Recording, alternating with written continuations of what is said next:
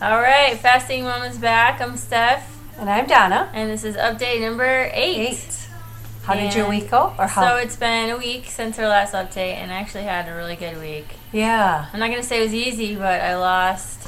So in our last update, I had gained, and I actually lost all that, and then another 2.2 pounds. Yeah, so that's a lot. Yeah. So did you do anything special? Well, I tracked. Yeah. Like we said. Very good. Very adamantly. Yeah.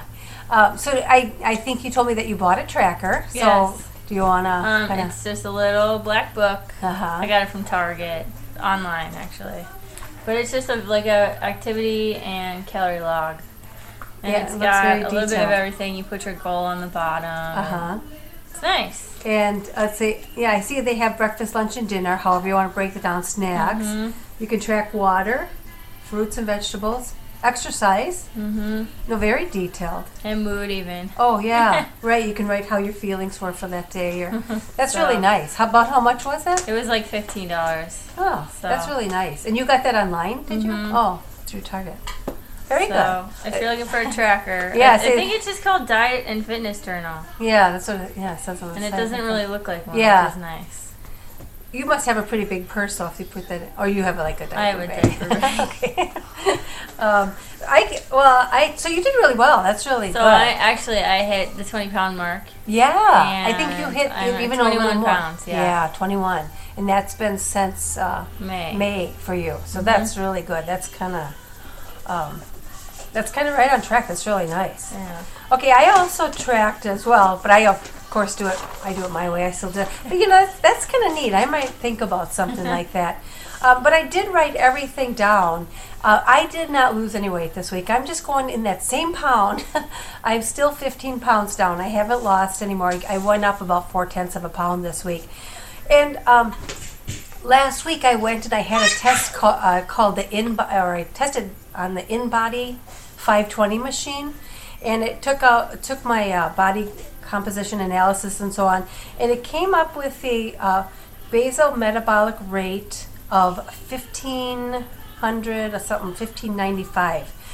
So if I'm not very active and I eat 1,595 calories a day, I'm going to stay about the same, which is kind of interesting because I did write everything down this week, and I averaged my calories, and it averaged out 1,556, and that's exactly why I didn't lose any weight this week.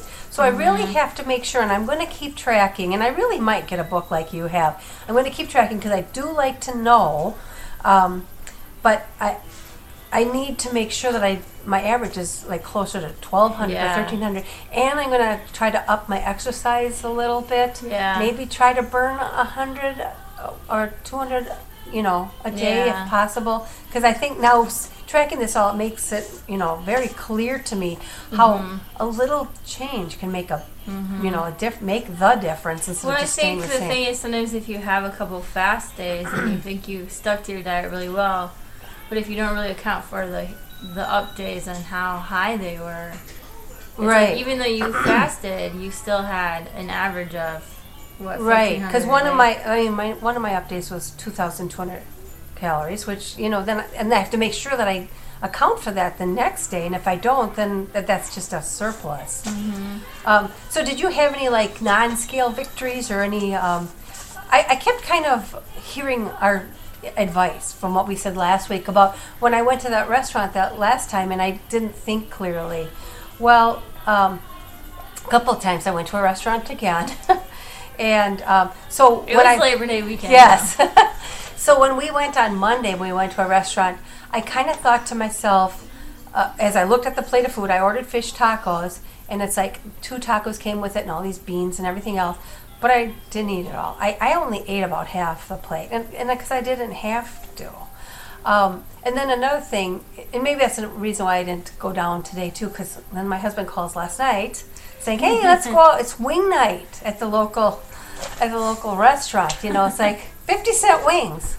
So instead of screaming no, like I'm trying to lose weight, I said sure, and actually I texted you because you're like, you can drink a MG64 and, watch it. And so that's what I ended up doing. I had 2 MG64s, which is really quite low. And then I only had 5 wings, which isn't too bad. Yeah. What makes it a little bit hard, though, is my husband he's not always as supportive as I think yours is. Because he said, how many wings do you want? And I'm like, I want 4 wings. And he says, well, I want 10, so let's order 20.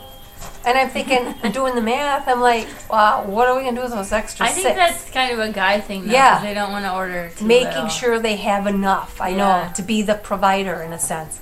And so it's like, and so I did eat 5, and I'm like, I'm sticking to my guns. I'm not, just because he ordered more, I'm not going to. Yep. So I kind of count that as a little victory on my part. Yeah. And I also had a cup of soup. And it was cheese soup, and so I think I did okay. But I kept kind of thinking to myself, think about portions, Donna. When you order, think about. And that's why when I said the soup, I said, now it comes in this, it's a cup, not a bowl, right? So, it just kind of was taking our own advice, which helped me a lot this week. I think really my realization this week was that to lose weight, you have to be a little bit hungry sometimes. Yeah, right. So I went to bed hungry almost every night this week.